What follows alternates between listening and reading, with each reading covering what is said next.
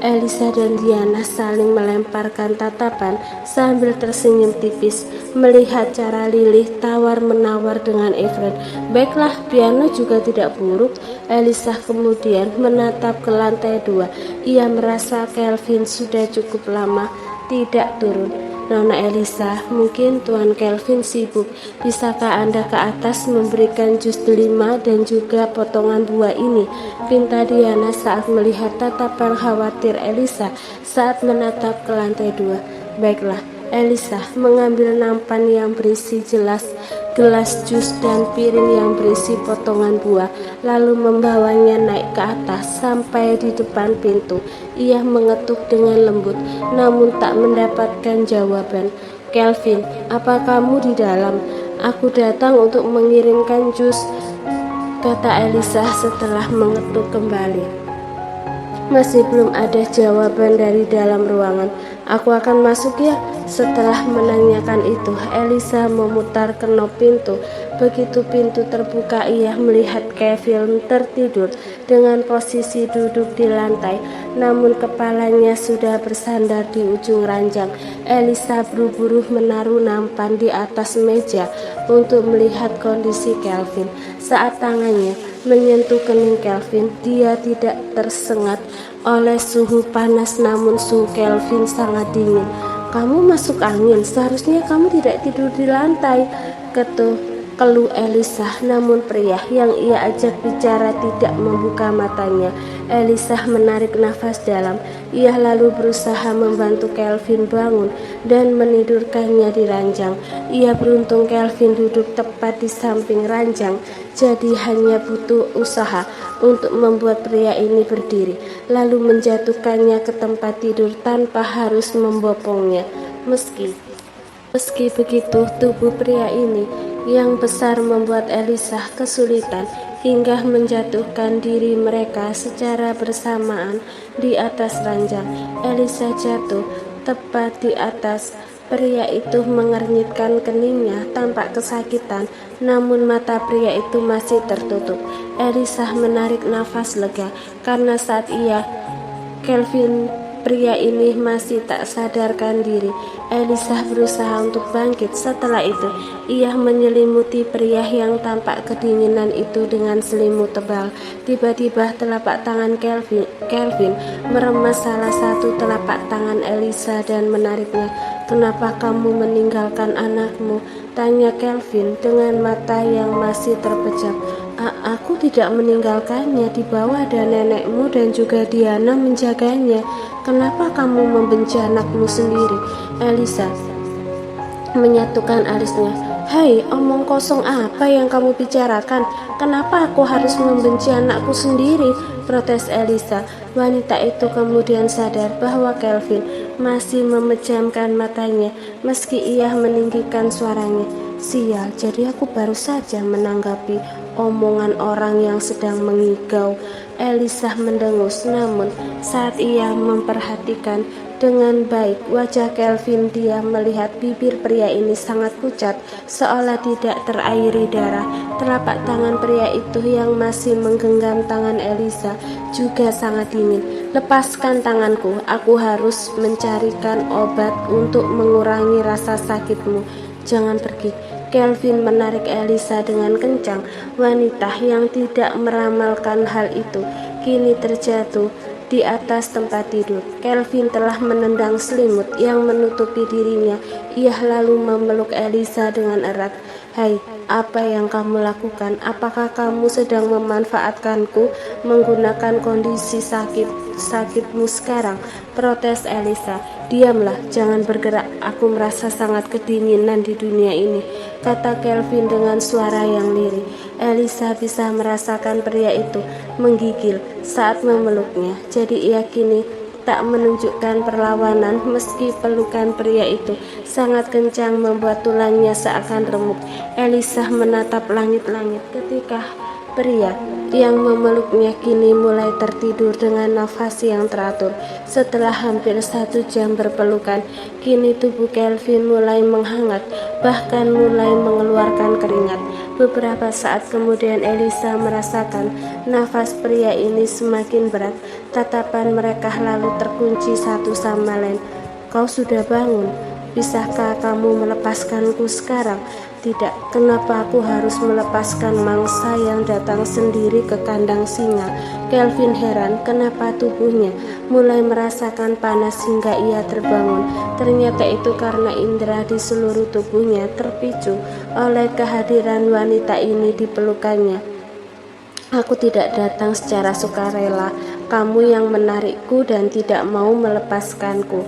Ini kamarku, jadi kenapa kamu menerobos masuk? Bukankah itu sama saja mengantarkan dirimu padaku?" goda Kelvin. "Jangan jadi pria tidak tahu malu dan membuatku menyesal membantumu yang kedinginan duduk di lantai untuk naik ke ranjang. Kamu sudah memanfaatkanku dengan memelukku selama 1 jam, dan sekarang kamu menuduhku," maki Elisa gusar. "Diana menyuruhku mengantarkanmu jus. Jadi aku datang ke sini." Elisa berusaha melepaskan diri dari pelukan Kelvin, namun usahanya sia-sia. "Apakah aku tadi mengeluarkan kata-kata aneh saat mengigau?" "Setiap orang mengeluarkan kata aneh saat mengigau," jawab Elisa kesal. Kelvin menarik nafas dalam. Melihat reaksi Elisa, sepertinya itu tidak bergumam tentang hal traumatis dalam hidupnya. Bahkan jika ia bergumam, sepertinya Elisa tidak menyadari maksudnya. "Kelvin, jangan seperti ini. Biarkan aku pergi. Nenekmu masih berada di bawah." "Baiklah, turunlah lebih dulu. Aku akan mandi sebelum turun." "Mandilah air hangat. Jangan sampai sakit lagi. Merawatmu jauh merepotkan daripada saat Efrain sakit." Kelvin menyeringai. "Berhenti mengomel seperti wanita parubaya." Elisa memukul dada pria itu dengan kencang karena kesal sebelum melarikan diri. Kelvin mengulas senyum. "Kamu seperti kucing kecil yang menunjukkan cakarnya. Sungguh menggemaskan." Di luar kamar, Elisa merapikan baju dan juga rambutnya. Setelah menarik nafas dalam, ia turun ke bawah. Saat ini semua masakan telah ditata rapi di atas meja. Begitu ia turun, tatapan Lily dan juga Diana tampak aneh padanya. "Aku minta maaf. Kelvin memintaku menjelaskan tentang beberapa pekerjaan, jadi aku tertahan di atas," kata Elisa berbohong. Dia tidak bisa mengatakan kalau Kelvin sempat sakit atau neneknya akan cemas. Tahu sekarang kondisi Kelvin sudah membaik seolah tak pernah sakit sebelumnya. Ia akan pikir berbohong jika mengatakan yang sebenarnya. "Tidak apa-apa, makanan juga baru saja selesai, jadi belum terlambat untuk makan malam bersama." "Tapi kenapa Kelvin tidak turun?" "Dia sedang mandi dan akan turun sebentar lagi," jawab Elisa sambil duduk di sebelah Efrain. Efrain memiliki penciuman yang tajam. Ia segera mendengus ke tubuh ibunya. "Mami, kenapa kamu memiliki aroma Dedi pada tubuh Mami?" Ekspresi wajah Elisa menjadi kaku, sementara dua wanita tua menatap Elisa dengan aneh seolah mereka tengah menebak-nebak apa yang terjadi di lantai atas. "Dedimu banyak merokok saat berdiskusi dengan Mami tadi, jadi mungkin ada asap rokok yang menempel pada baju Mami," jawab Elisa gugup. Setelah Kelvin turun, keluarga itu mulai makan malam bersama. Saat Elisa dan Efrain sibuk melihat televisi dengan channel anak-anak, Lily meminta Kelvin untuk menemuinya di ruang kerja. "Apa yang kamu rencanakan dengan Efrain?" "Tentu saja aku akan mengenalkannya sebagai anakku secara resmi." "Lalu ibunya? Apakah kamu tidak akan menikahi Elisa?" "Nek, kamu tahu apa yang terjadi dengan pernikahan ayah. Aku tidak ingin berakhir bunuh diri seperti ayah, menikahi wanita yang akhirnya pergi dengan membawa banyak hartanya dan lari bersama pria lain. Elisa adalah wanita yang baik ia berbeda dengan wanita itu. Lagi pula jika kamu tidak menikahinya, maka Efrain akan dikenal sebagai anak haram. Nek, untuk sementara ini biarkan alam mengambil jalannya. Wajah Lily tampak kesal. Kamu akan menyesal jika akan ada pria yang lebih menghargai Eliza nanti dan membawanya pergi. Itu berarti dia sama dengan wanita yang paling aku benci. Aku kesulitan bicara denganmu, maki Lily. Malam hari ketika Efrain telah tertidur setelah menonton program anak-anak, Kelvin menggendongnya naik ke atas. Sementara itu, Eliza merapikan tasnya bersiap untuk pergi. Nenek Kelvin menatapnya dengan penuh tanda tanya. Kamu tidak tinggal di sini? Kupikir kalian tinggal bersama.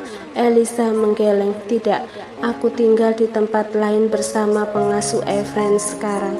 Apa rencana yang akan kamu lakukan? Apakah kamu akan membiarkan Efrain bersama Kelvin? Eliza terdiam. Ia menatap wanita tua yang tampak sedang menguji rencana apa yang akan ia lakukan terhadap Efrain. Untuk sementara, karena Efrain sangat suka menemukan ayah kandungnya, maka aku akan membiarkan mereka tinggal bersama. Lily mengulas senyum tipis. Untuk sementara, apakah itu berarti kamu akan bertarung tentang hak asuh anak dengan Kelvin? Terdengar seperti hal mustahil, bukan bagi Anda? Tanya Eliza, menatap wanita tua yang entah kenapa senyum tipis di wajahnya. Bagi Eliza, seolah wanita ini tengah menertawakan dirinya. Jika cucu Anda cukup berbaik hati untuk membagi hak asuh denganku, mungkin aku tak akan berjuang begitu keras nanti. Tapi jika ia bersikeras mengambil Efrain untuk dirinya sendiri, maka aku akan melakukan apapun. Bagaimanapun, aku telah bertaruh nyawa untuk melahirkannya. Aku tak akan keberatan bertaruh nyawa untuk mempertahankannya sekali lagi. Senyum di wajah Lily semakin lebar. Aku tidak mengejekmu. Jangan salah artikan senyumku barusan. Justru aku berada di pihakmu jika kamu melakukannya nanti. Hah? Eliza menyatukan alisnya karena terkejut dengan jawaban nenek Kelvin. Mungkin perjuanganmu sebagai seorang ibu yang ingin mempertahankan anaknya akan membuat hati pria yang telah membatu terkikis sedikit demi sedikit. Kening di wajah Eliza mengerut. Ia tidak mengerti cara berpikir wanita tua ini. Bukankah seharusnya ia berada di pihak cucunya? Aku akan pulang lebih dulu. Kalau begitu, selamat tinggal Nyonya Winston.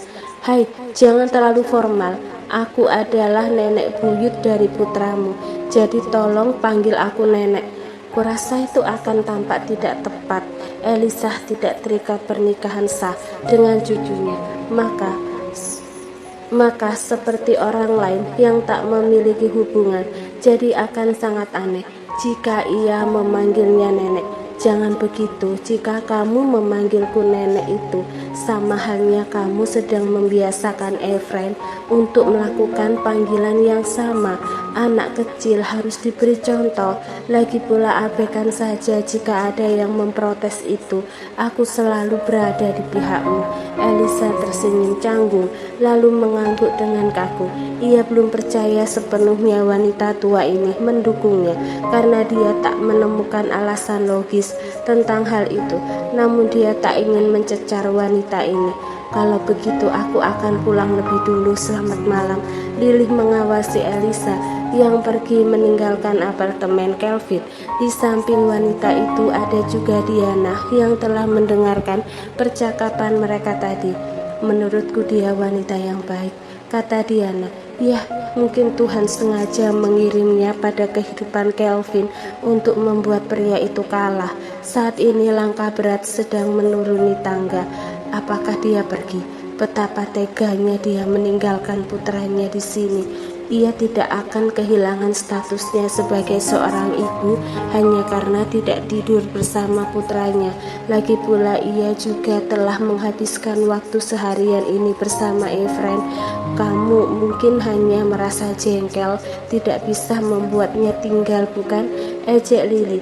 Diana yang berada di sampingnya juga menahan senyum. Kelvin melihat dua wanita tua di depannya dengan bibir mengerucut.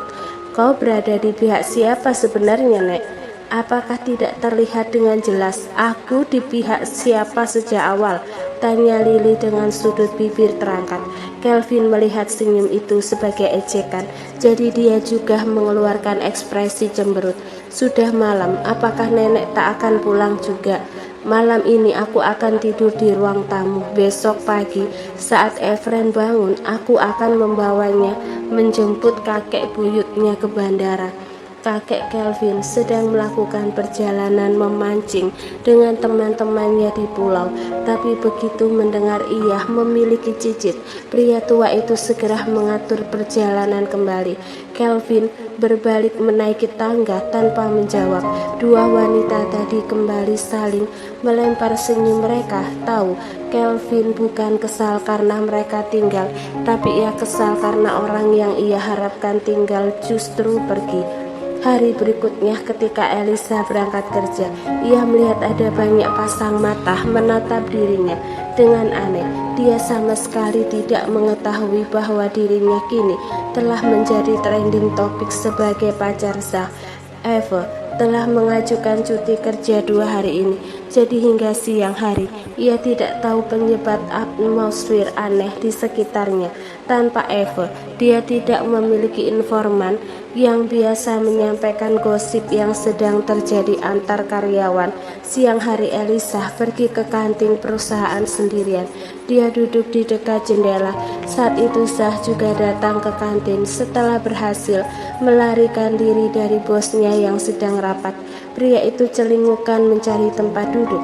Kemudian Elisa melambaikan tangan padanya. Duduklah di sini. Zah menyeringai. Ia berjalan ke meja Elisa dengan senyum cerah. Interaksi mereka berdua mendapatkan perhatian beberapa karyawan lain yang mulai berbisik-bisik. Jadi gosip itu benar, mereka dalam hubungan sekarang. Mereka cukup berani memperlihatkan hubungan secara terang-terangan. Bukankah dilarang memiliki romansa kantor? Dia adalah kaki tangan bos Kelvin. Dia tak akan peduli tentang hal itu. Bahkan aku mendengar gosip bahwa Zah juga menawarkan Elisa pada bosnya. Semakin panjang gosip tersebar, maka akan semakin banyak bumbu yang ditambahkan ke dalamnya. Kedua orang di meja justru tidak tahu mereka telah menjadi pusat pembahasan di kantin hari ini. Ada teman kerja dari sekretaris presiden yang mengambil foto mereka dan mengirimnya pada sekretaris itu.